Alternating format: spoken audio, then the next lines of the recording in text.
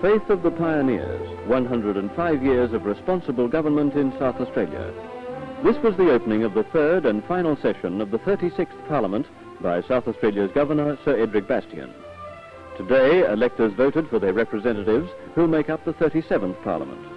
This was the first opening of Parliament performed by Sir Edric Bastyon. The gentleman usher of the Black Rod preceded the Governor to the Legislative Council chamber. Black Rod is the Queen's personal representative in Parliament.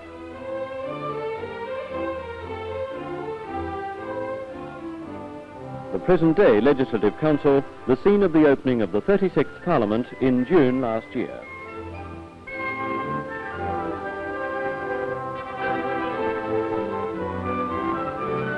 On instructions from the Governor, Black Rod went to the door of the House of Assembly. With the base of the rod, he knocked 3 times, the traditional way of seeking entrance to the lower house. After he was admitted, Black Rod went to the bar and said, "Mr. Speaker, His Excellency the Governor desires the attendance of the Honourable House in the Legislative Council chamber forthwith." For the first time, a direct telecast was made of parliamentary proceedings in South Australia, and in their homes, the people were able to see this scene as Assembly members, in response to the Governor's call, left their chamber and filed into the Legislative Council. This procedure is part of British parliamentary tradition, which dates back 600 years.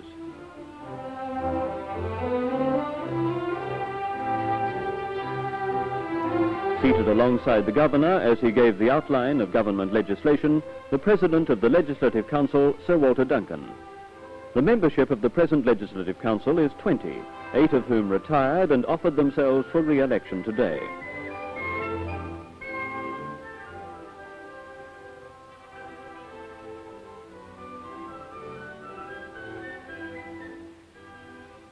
In 1834, the House of Commons was the scene of a momentous event for those stalwart spirits who'd been striving to launch the new province. After amendments, the South Australian Colonisation Bill was passed in the House of Lords on August the 14th. It was on August the 15th, 1834, that the bill was assented to by His Majesty King William IV.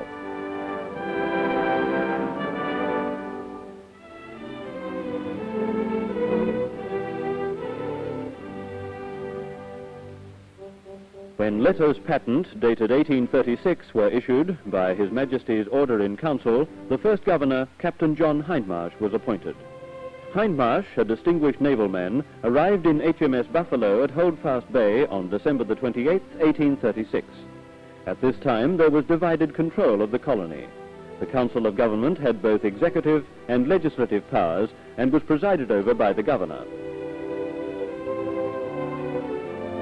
When Governor Hindmarsh arrived, there were about 300 colonists in the new province, and in a declaration at Glenelg, he exhorted the colonists to conduct themselves on all occasions with order and quietness, duly to respect the laws, and by a course of industry and sobriety, by the practice of sound morality and a strict observance of the ordinance of religion, to prove themselves worthy to be the founders of a great and free colony.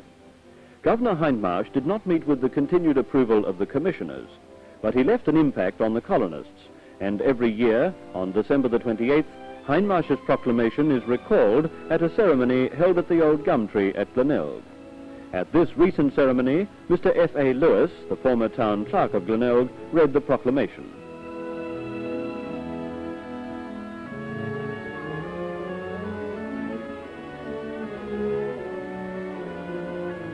Robert Gouger, the colonial secretary in Hindmarsh's first Council of Government. Others included Sir John William Jeffcott, who was the Chief Justice; Charles Mann, the Advocate General and Crown Solicitor; the Registrar, James Hurtle Fisher. The Council of Government and the Governor held their meetings here at South Australia's first Government House on the banks of the River Torrens. The population of the colony was growing and Adelaide was increasing in size. This was Adelaide from the north bank of the Torrens, and here's how North Terrace looked in the years of Hindmarsh's term. But Hindmarsh, the gallant naval officer, continued to have troubles resulting from the divided control, and he served less than 2 years. Governor Gawler was the new occupant of the new government house, but his term was also short, and in 1841 Captain George Grey was appointed.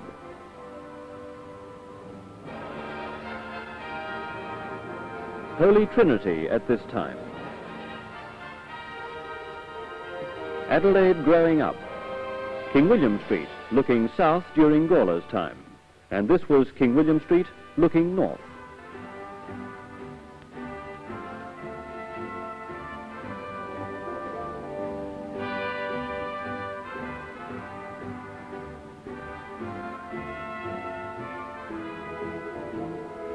Rundle Street.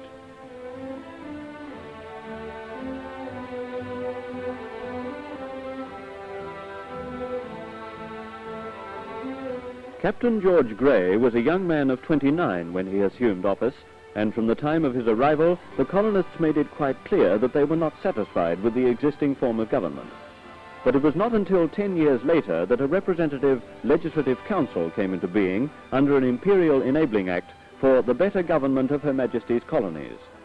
The new form of legislative council was to consist of 24 members, 4 official and 4 non-official members nominated by the Crown, and 16 members returned by the electors. The council in its first session introduced a new constitution for South Australia.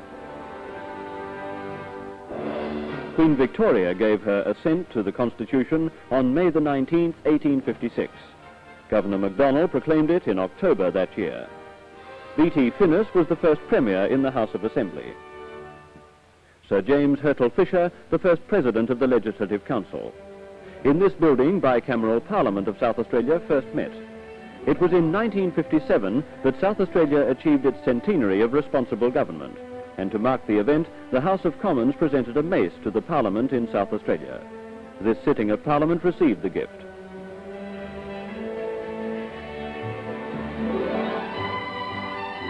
The Speaker in the last House of Assembly, Mr. Toisner, tells of its history. The mace is the symbol of the Speaker's authority in Parliament. It plays a very important part in the daily life of the House of Assembly because the House cannot be properly constituted until the mace has been placed on the table. The mace was a gift to the South Australian House of Assembly, to the South Australian Parliament, by the South Australian Government to mark the centenary of responsible government in 1957. The presentation was made to me as Speaker by the then United Kingdom High Commissioner in Australia, Lord Carrington, on the 24th day of April 1957. The mace is made of sterling silver gilt, weighs 14 pounds and is 4 feet in length. The last Speaker, and back to 1857, the first Speaker, Sir George Strickland Kingston. It was during Kingston's time that the famous Real Property Act, which simplified and facilitated transfer of title of land, was introduced in Parliament.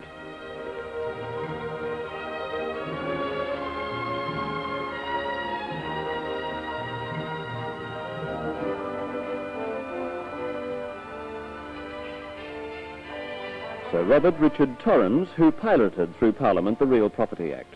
Torrens also became Premier of South Australia, but he later resigned his parliamentary seat to be head of the department charged with implementing the Act. The first South Australian Parliament was dissolved by proclamation on March the 1st, 1860, and the second Parliament, with Sir Richard Henson as Premier, assembled on April the 27th.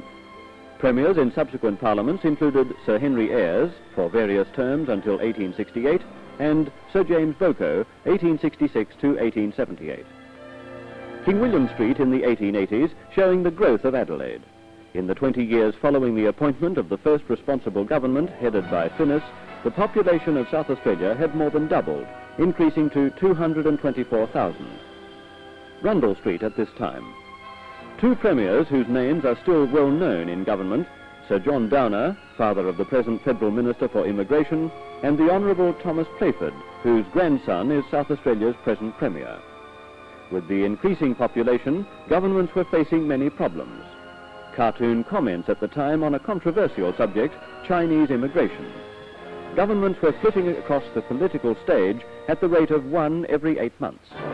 Charles Cameron Kingston, who in 1895 introduced the principal constitutional change, the Women's Franchise Act. Here are scenes of elections held at this time. In the election of 1896, the year after he introduced the Act, Kingston was re-elected. The Women's Franchise Act brought to fruition the most significant change in the franchise in the history of the Parliament of South Australia. The legislature of South Australia was the first in Australia to extend parliamentary franchise to women. The turn of the century, and inside the partly built Parliament House, an important meeting was taking place. Negotiations for federation. The 6 Australian colonies agreed to federate, and this led, some years later, to the birth of Canberra as the Australian capital. Federal Parliament first met in Melbourne in 1901 and included 6 members from South Australia. South Australia is now represented in the National Parliament by 11 members in the House of Representatives and 10 senators. It was not until 1927 that the National Parliament made Canberra its permanent home. The start of the Playford era. Mr. Thomas Playford became South Australia's 33rd Premier on Guy Fawkes Day 1938 at the age of 42. The next year saw the completion of the present Parliament House next to the old Parliament, which is now used as the Land Tax Office.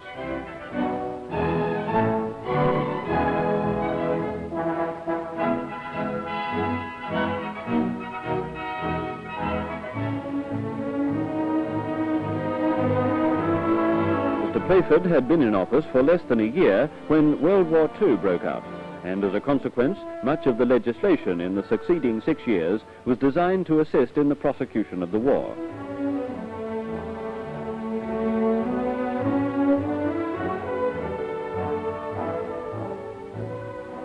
Compulsory voting was introduced for the South Australian House of Assembly in 1942 after the voluntary voting system had been in operation for 85 years. In 1955, an amendment to the Constitutional Act redivided but maintained the House of Assembly metropolitan seats at 13 and country areas at 26. This total, 39, is the same number of seats that make up today's House of Assembly. In the last Parliament, the Playford government held 20 seats, Opposition 17 and Independents 2.